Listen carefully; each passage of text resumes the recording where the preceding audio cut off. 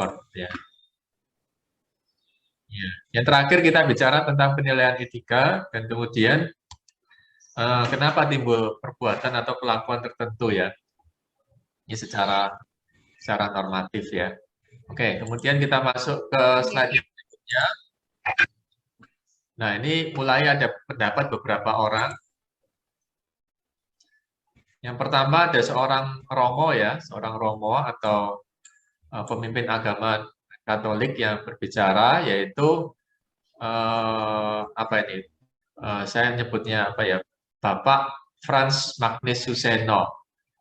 Ya, jadi dia berkomentar tentang yang namanya profesi. Oh, ya, jadi profesi menurut dia ada dua jenis, yaitu profesi umum dan profesi luhur. Ya, nah, ketika melakukan satu profesi itu hendaknya kita juga harus membawa prinsip, ya, dan menghormati hak orang lain.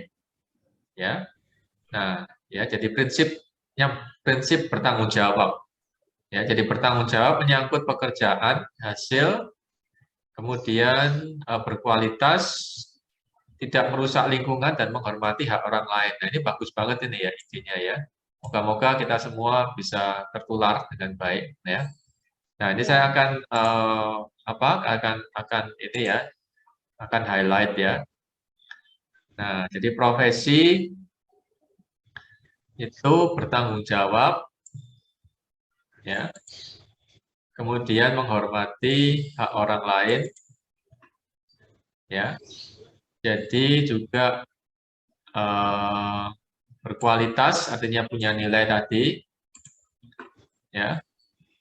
Nah, tidak sampai merusak lingkungan hidup. Nah, ini yang penting ya. Nah, ini ya. Jadi yang membedakan dari yang pendapat-pendapat sebelumnya yaitu yang ini, yang menurut saya nih yang paling penting ya, yaitu tidak sampai merusak lingkungan hidup ya. Nah, karena tentu saja dengan keberadaan manusia yang usianya berapa ini ya, ribuan tahun sekarang ini ya, udah ribuan tahun sekarang ini, bumi kita itu sudah rusaknya udah parah ya.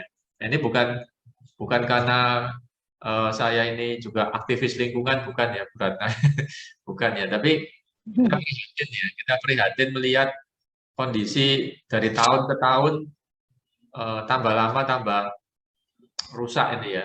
Di indikatornya apa? Indikatornya misalnya semakin sering longsor ya, misalnya ya. Nah, longsornya ini bukan longsor karena longsor alami ya, tapi longsor karena kebanyakan ini ya, bangunan-bangunan dan villa di pegunungan misalnya gitu. Kemudian semakin sering banjir, ya. Jadi semakin sering banjir. Nah, banjirnya juga ini apa? Bukan banjir yang normal ya, tapi banjir yang makin lama makin tinggi ya. Yang disebabkan oleh manusia itu sendiri ya, bukan karena alam ya. Jadi alamnya sih biasa-biasa aja, tapi karena udah apa? Ini kelakuannya demikian rupa sehingga banjirnya tambah tinggi. Nah, banjir itu kenapa? Karena salah satunya karena sampah. Sampah karena apa ya? Karena kita semua ya, karena saya juga ya.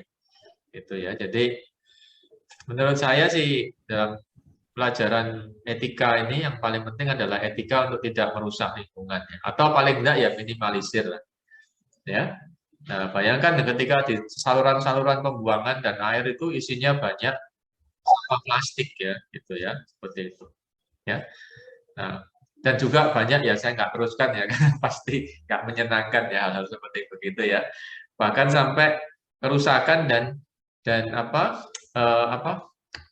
penderitaan bagi makhluk yang lain ya, bagi binatang dan bagi ini ya makhluk laut yang lain sampai sengsara ya karena ulah manusia ya seperti itu. Oke ya, jadi yang menurut Pak ini Romo Frans Magnus Suseno ya, ini artinya kita beretika, artinya kita bertanggung jawab tidak hanya bagi diri sendiri, tapi juga bagi orang lain dan lingkungan. Ya, jadi kalau hanya bertanggung jawab, artinya kita hanya menyajikan hasil yang berkualitas itu aja. Tapi kita juga harus menghormati ya, menghormati makhluk lain, ya, menghormati tanah, menghormati udara, menghormati binatang dan juga makhluk hidup dan tanaman, pohon dan sebagainya, ya gitu ya. Oke ya, sampai yang agak ekstrim itu yang di Kalimantan ya. Kalau saya pernah lihat ya tentang yang namanya, mungkin Ibu pernah tahu namanya orangutan ya, tahu ya orangutan ya. Ya. Orangutan itu sebangsa kera gitu ya, monkey gitu ya. Jadi orangutan ini hidupnya di hutan ya, dia tidak hidup di perumahan ya, dia hidupnya di hutan ya. Jadi karena pohonnya atau pohon-pohonnya itu habitatnya itu habis dibikin kelapa sawit ya. Iya. Dia nggak tahu harus lari kemana ya. Sampai akhirnya Iya. tinggal satu pohon kurus yang dia naiki di situ, tapi nggak ada pohon lainnya. Pohon-pohon kiri kanan udah ditebangi semua, tinggal satu, dia dia dia dia melarikan diri di satu pohon itu. Nah ini kasih sekali nih ya, prihatin ya gitu ya. Oke ya. Nah, Ya. kemudian kita lanjutkan ke slide berikutnya menurut pendapat yang lain juga. Oke, jadi kita teruskan mana ini ya. Oke, next. Nah, kemudian profesi yang luhur. Ya. Nah, profesi yang luhur itu artinya di sini bukan mencari kepentingan sendiri, bukan mencari uang sendiri. Ya, jadi uang memang penting, tetapi kita bukan budak uang ya. Kita kalau kita diperbudak oleh ya, maka nilai-nilai luhur itu pasti akan dikorbankan ya, gitu ya. Nah, ya, jadi alam dan segala isinya itu sebenarnya cukup untuk semua manusia ya, tapi karena saya mungkin atau ada yang serakah, nah jadinya nggak cukup ya, jadinya jadi diperbudak oleh kekayaan ya dan uangnya. Oke ya, jadi itu artinya dia tidak mempunyai etika luhur ya. Nah, etika luhur itu juga memberi kesempatan pada orang lain. Jadi tidak mau menang sendiri, apalagi kalau kita berada dalam posisi yang kuat ya, tidak mau menang sendiri ya, gitu ya. Nah, kemudian juga ketika luhur artinya juga kita berpikir, saya ini profesinya apa? Ya, saya profesinya pengajar, dan saya harus bagaimana? Ya, jadi hal-hal apa yang nggak harus, yang nggak boleh saya lakukan ya. Nah, itu ya. Oke. Ya memang itu tidak mudah ya, tidak mudah, tapi itu ya yang membuat yang membuat kita apa ini ya punya sifat luhur ya. Nah, tetapi ya tentu saja hal-hal luhur begini sudah mungkin mulai ditinggalkan banyak orang ya, betul nggak saya ngomongnya berarti? Iya. Kalau dulu Iya, pada Pak. waktu tahun 80-an ya, kita sering belajar ya ketika masih SD gitu ya, bertindak luhur, bersikap luhur ya. Nah, tapi kata-kata ini udah mulai hilang ya tahun 2000-an, 2010, bahkan terakhir saya dengar kata luhur ini di sekolah atau di pendidikan tuh tahun berapa ya, 90-an mungkin. Habis itu Iya. baru tahun ini ya, tahun ini saya dengar lagi ya, bersikap luhur ya. Ya, jadi harusnya ini kata-kata ini ya meskipun belum sampai tindakan ya, tapi sudah di sounding dulu ya ke anak-anak didik ya ini ya. Nah, kemudian beberapa hal yang perlu saya garis bawahi di sini ya. Nah, jadi yang luhur itu namanya officium nobile, nobel itu luhur ya. Ya, bukan untuk memperoleh nafkah. Nah, nafkah itu penting, atau uang penting, duit penting, cuman banyak dari kita, juga saya itu kadang saking menganggap pentingnya sampai-sampai diperbudak ya, atau dikendalikan artinya. Jadi bukan saya yang mengendalikan pendapatan yang mengendalikan saya. Ya, itu jadi kalau sudah sampai tingkat ekstrim gitu ya, jadi orang demikian menikmati sehingga bukan dia yang mengendalikan pendapatannya, tapi pendapatannya mengendalikan dia sudah ya. Jadi kebalik akhirnya ya gitu ya.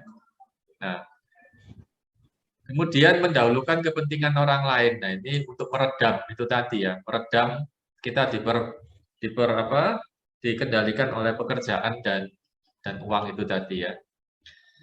Kemudian juga kita harus ingat tuntutan profesi kita ya. Jadi kalau akuntan, ngatur keuangan dan sebagainya, ya jangan pakai macam-macam ya, modifikasi laporan atau apa ya, kecuali pada hal-hal yang khusus ya, nggak tahu lagi dengan alasan yang masuk akal ya. Tapi kalau dalam situasi normal, semua biasa-biasa, ya laporkanlah jumlah pajak terutangnya berapa ya, misalnya gitu ya.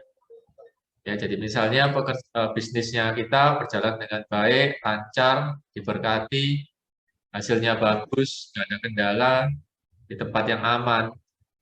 Nah, itu ya bayarlah pajak ya.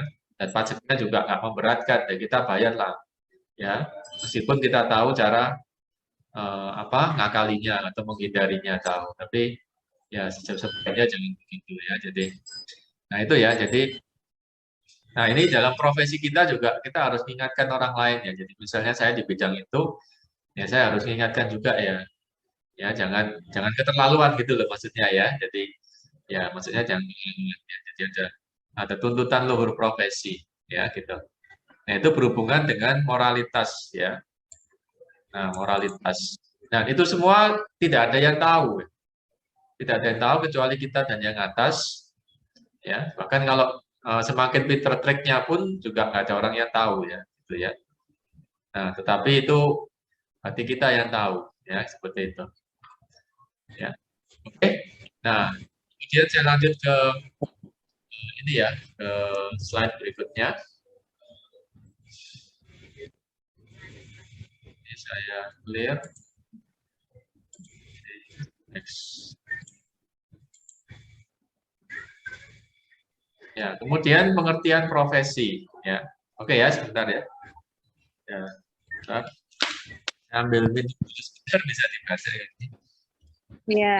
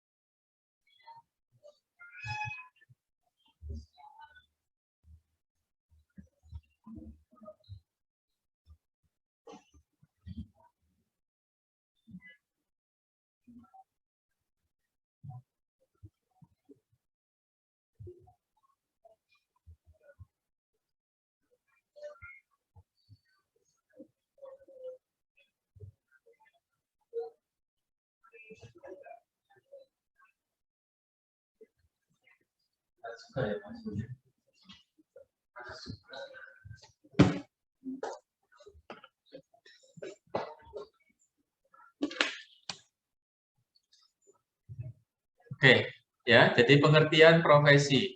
Jadi profesi adalah pekerjaan yang dilakukan berkaitan dengan keahlian khusus dalam pekerjaannya atau bidangnya. Ya.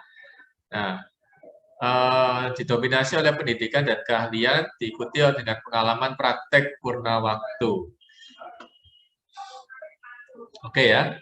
Jadi keahlian khusus. Jadi yang namanya profesi bukanlah keahlian umum. Jadi misalnya profesi sebagai pengacara, profesi sebagai pendidik, profesi sebagai dokter.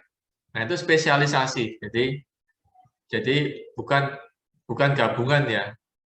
Dokter sama tukang bangunan bukan ya. Jadi dokter ya. Kalau tukang bangunan ya dokternya bangunan. Ya. Jadi spesifik ya. Jadi mungkin ya para dokter nggak begitu ngurusi masalah bangunan ya. Bangunannya diserahin orang, dia yang mikir masalah medis ya. Gitu ya. Nah, kemudian juga pendidik ya. Pendidik kita fokus pada mahasiswa dan penelitian mungkin ya. Nah, cuman yang jadi kritik saya untuk hari ini ya pas banyak kita profesi pendidik tapi dibebani dengan pekerjaan-pekerjaan administrasi ya. Betul nggak ya, Bu Ratna ya? Ya. Jadi itu yang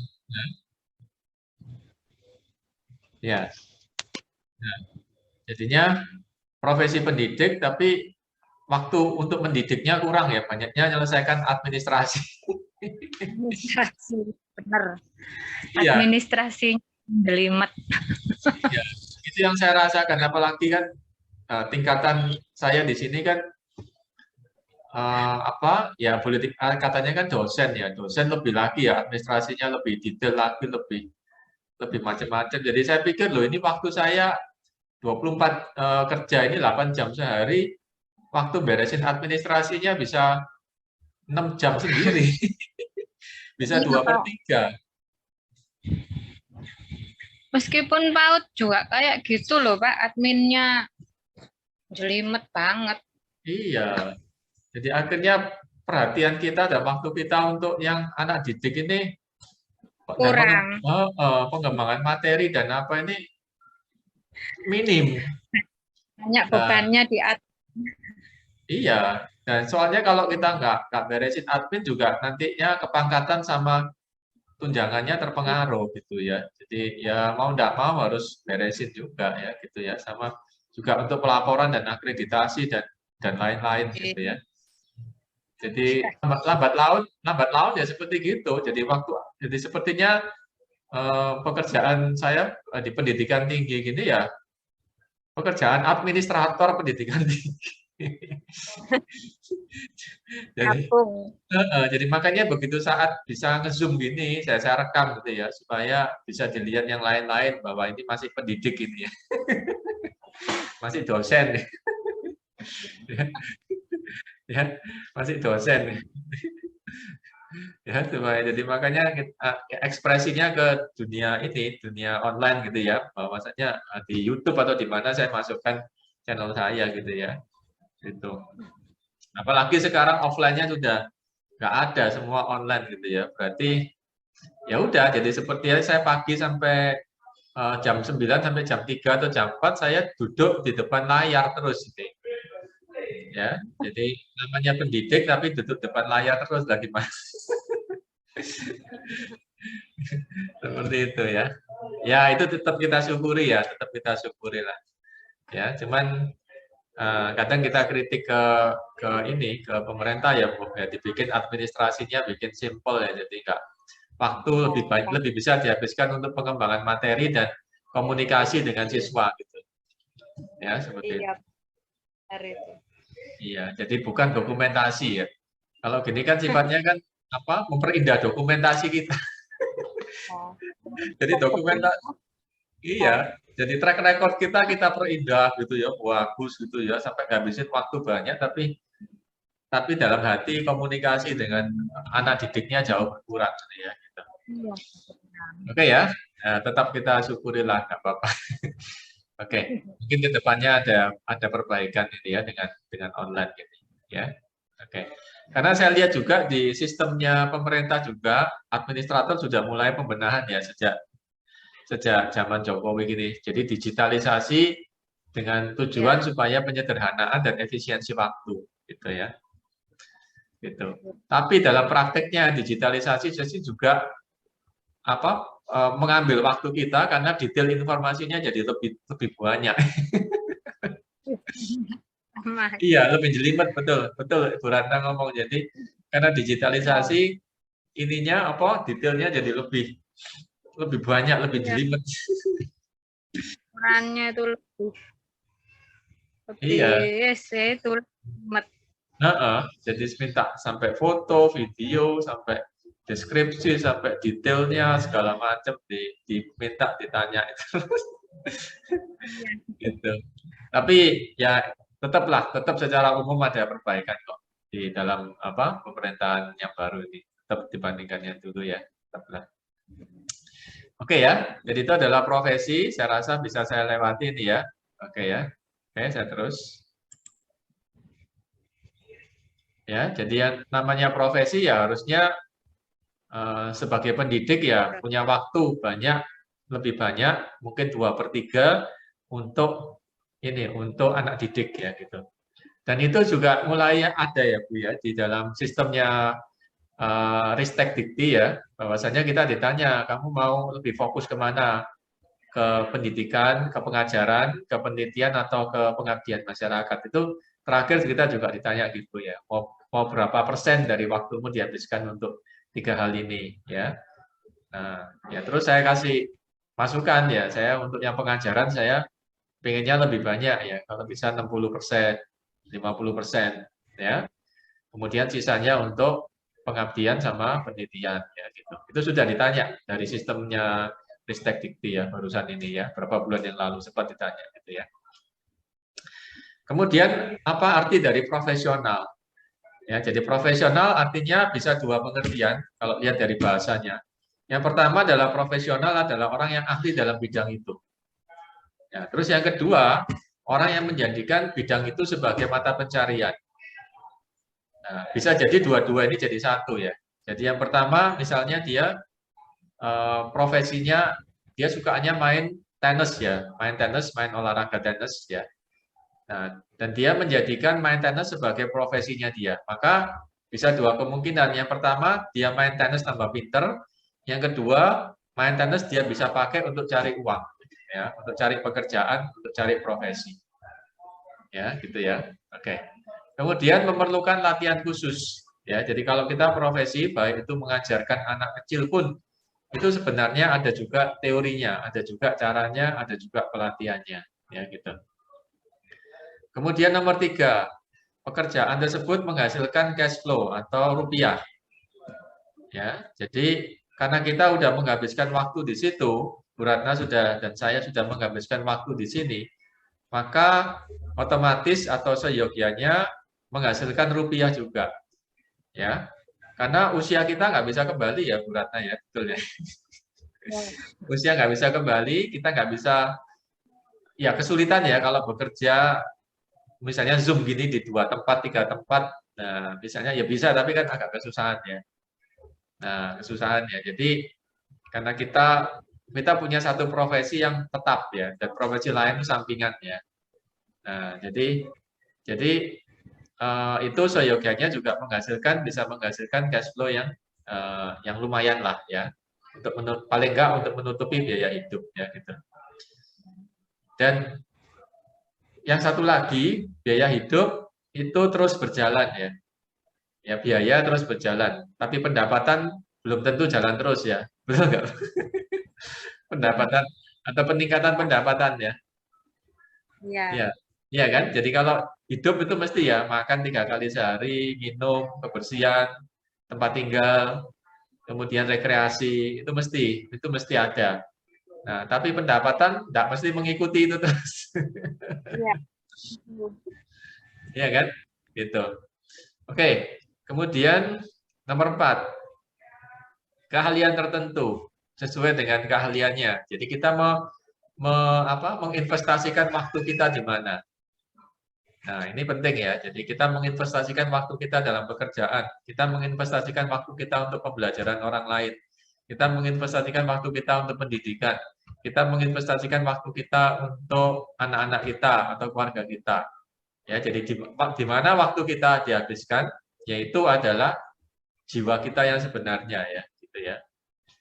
Nah, jadi makanya saya juga membatasi waktu. Kenapa saya pilih tetap menjalankan ini jam 11 sampai jam 4 ya, karena bagi saya kalau bisa waktu sore malam itu ya waktu untuk pribadi ya gitu ya. Ya, jadi ketika sore atau malam saya sebisanya ya nggak memikirkan pekerjaan terus ya, pikirkan hal-hal yang lain ya, maksudnya hal-hal pribadi dan rekreasi gitu ya. Oke, kemudian nomor 5, pendidikan khusus keterampilan. Nah, di sini untuk mendapatkan keterampilan sebagai pendidik PAUD atau SD atau pendidikan tinggi, itu perlu pelatihan, perlu pembiasaan, perlu pelajaran.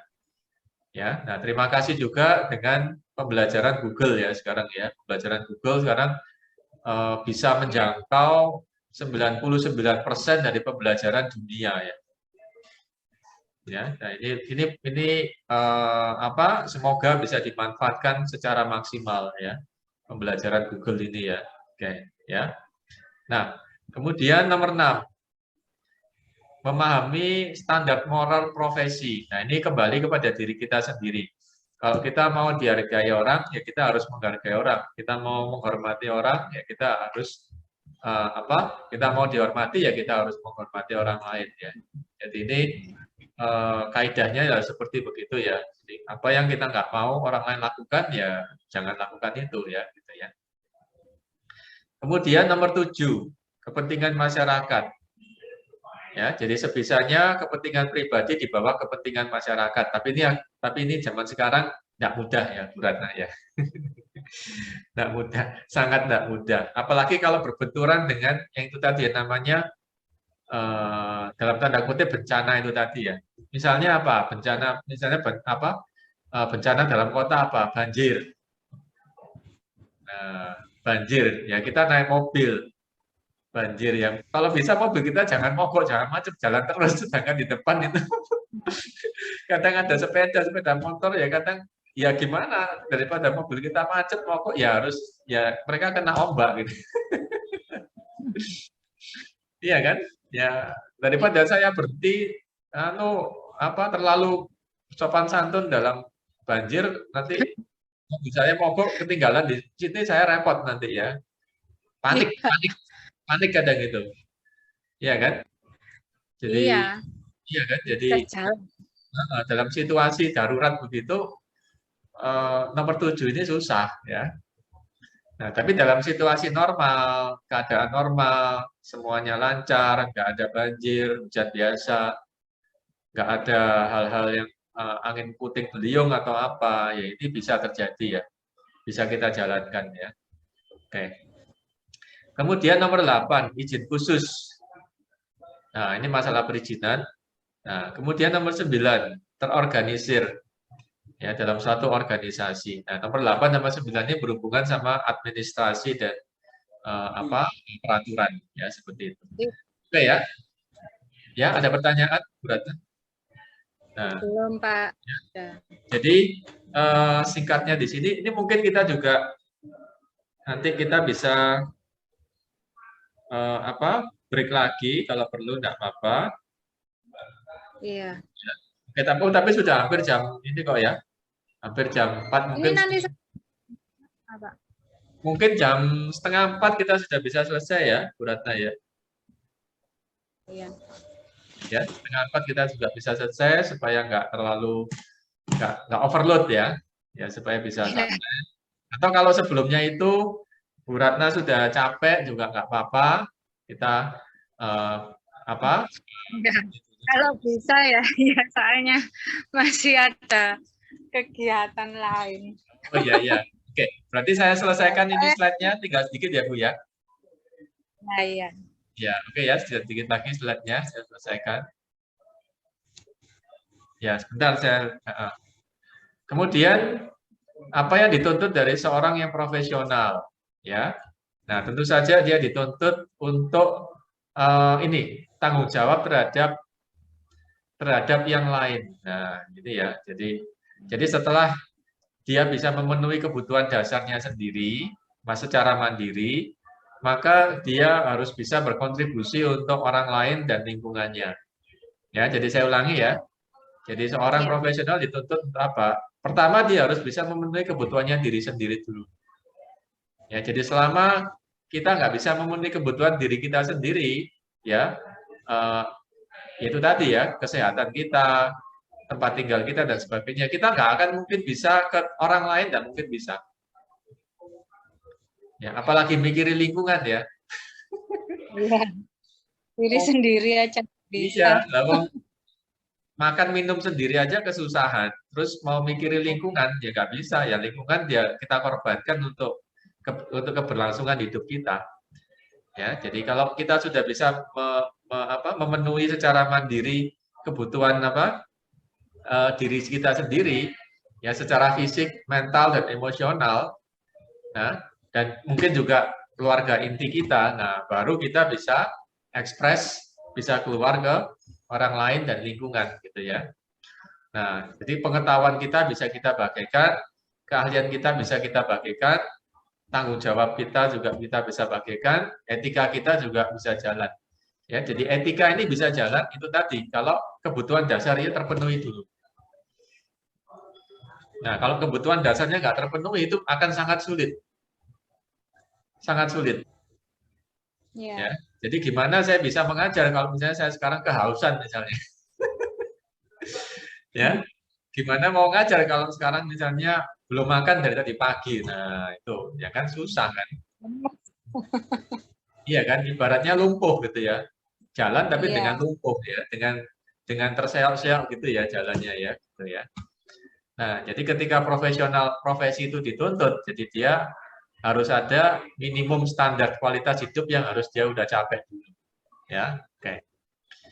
Kemudian menurut Brandeis itu profesi artinya dia punya pengetahuan, ya, dan pengetahuannya bisa di-sharingkan untuk orang lain, ya. Dan dikatakan di sini bukan dengan keuntungan finansial, itu kayaknya nggak mungkin ya untuk saat sekarang ya. Jadi nomor 3 ini kayaknya nggak mungkin kecuali orang tersebut sudah pada tingkat finansial yang tinggi. Ya, jadi nomor 3 ini nggak mungkin, susah, kecuali dia finansialnya sudah cukup. Ya, jadi misalnya saya dan Ibu finansialnya udah lebih-lebih ya. Amin ya Bu ya. Ya, maka waktu kita yang lebih, waktu kita yang ada, itu kita bisa kasih untuk orang lain. Ya, oke. Kemudian ada organisasi yang mendukung dan ada standar kualifikasi. Ya, seperti itu. Oke, ini kayaknya sudah hampir habis ini ya. Bentar ya. Masih ada lagi enggak ya? Oh, Iya. sudah habis, Bu. Sudah habis 20 slide, Bu. Oh, sudah. Iya. Ya. Oke Ya. ya, jadi secara ringkas materi kita selama 2 sesi adalah seperti itu. Jadi saya sudah menjelaskan tentang pengertian dan nilai etika. Nah, khususnya pengertian dan nilai etika pada abad ke-21 ini ya. Ya, jadi dalam era digital.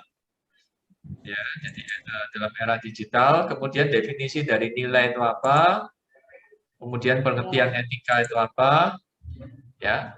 Kemudian juga fungsi dari etika apa? Kenapa kita harus beretika? Karena ada orang lain. Nah, kalau nanti kita berhadapan sama robot, kita nggak usah pakai etika ya. Misalnya di rumahnya ibu semuanya serba otomatis, nggak ada orang ya. Jadi semua hidupin lampu pakai suara semuanya. Nah, ngapain pakai etika? Wong nggak ada orang lain. Jadi etika itu hanya kalau ada orang lain ya, atau berinteraksi dengan orang lain, baik secara online maupun offline ya. Oke ya. Kemudian bermacam-macam etika, etika deskriptif, etika normatif, kemudian etika umum, etika khusus. Ya, jadi ada baiknya kita juga beretika pada diri kita sendiri ya, sebelum kita bisa keluar beretika dengan orang lain. Ya, seperti itu. Ya, jadi, nah kemudian etika umum, etika khusus, ini semua materi udah saya ini ya, tempel di link ya, jadi di Google Drive, di cloud ya. Kalau mau diambil boleh, tinggal di-download ya, gitu ya. Ya. Kemudian etika individu, etika sosial, kemudian etika, tiap hari kita menjalankan etika secara simultan ya, secara bersama-sama dengan etika yang lain. Jadi ketika saya berada di sini, saya menjalankan etika profesi. Ketika saya berada di rumah, saya menjalankan etika keluarga. Ketika saya berada di luar tetangga, saya menjaga etika lingkungan. Ya, jadi otomatis etika kita berubah-ubah sesuai dengan ini kita, tempat kita berada di mana. Nah, yang repot sekarang itu kerja di rumah. Nah, ini pakai etika yang mana ini? Etika rumah. Ya, yang lebih kuat adalah etika rumah, betul Bu. Jadi makanya saya kalau tetap berada di kampus di NSC, meskipun diberi kebebasan untuk kerja di rumah, kecuali kalau nggak enak badan ya. Nah, karena kalau udah di rumah Bu, ya udah etika rumah yang saya pakai. Kalau ada yang butuh bantuan atau apa, ya kita harus mau tahu. Ya. Iya kan, seperti itu. Ya. Nah, oke, saya rasa itu aja penilaian etika, titik berat dan perbuatan. Kenapa ada perbuatan tertentu? Jadi ini pentingnya pendidikan pada waktu usia muda ya. kemudian pendapat beberapa ahli dan definisi luhur, pengertian profesi, pengertian profesional, dan tuntutan seorang profesional.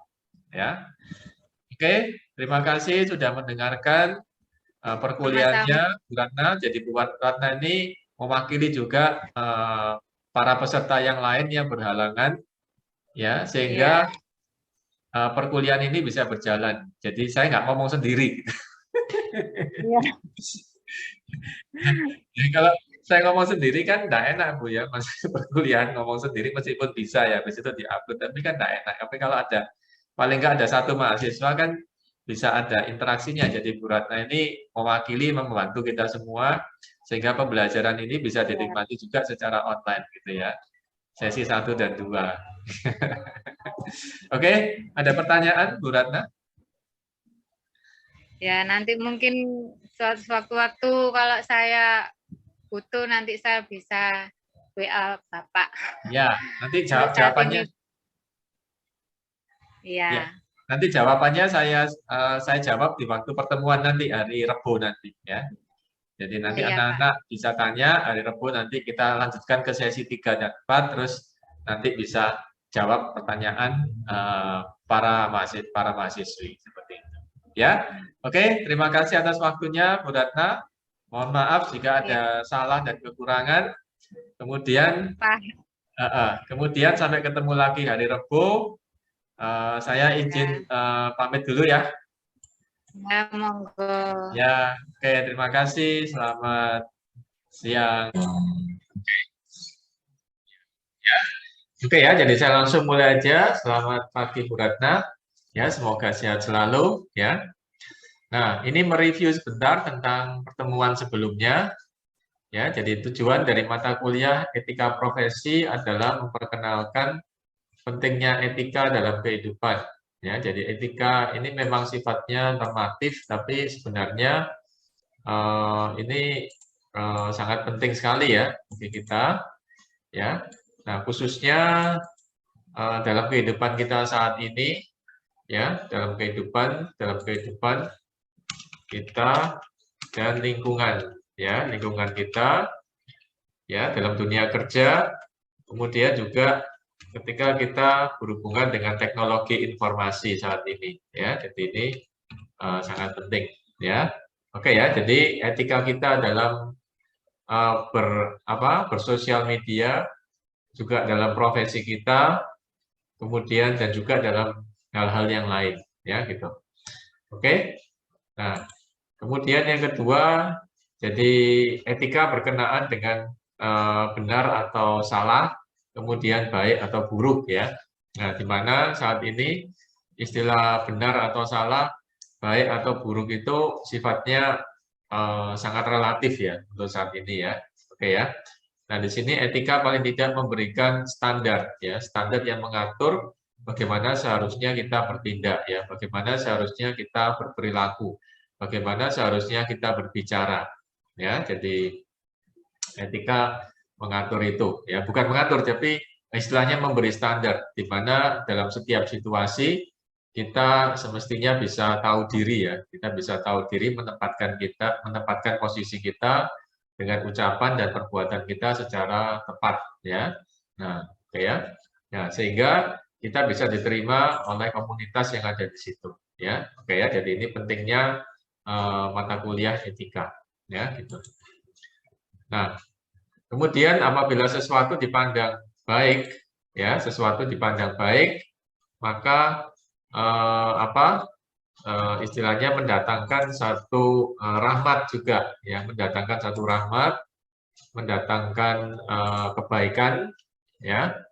Nah, kemudian berkah, perasaan senang dan juga bahagia ya. Oke ya.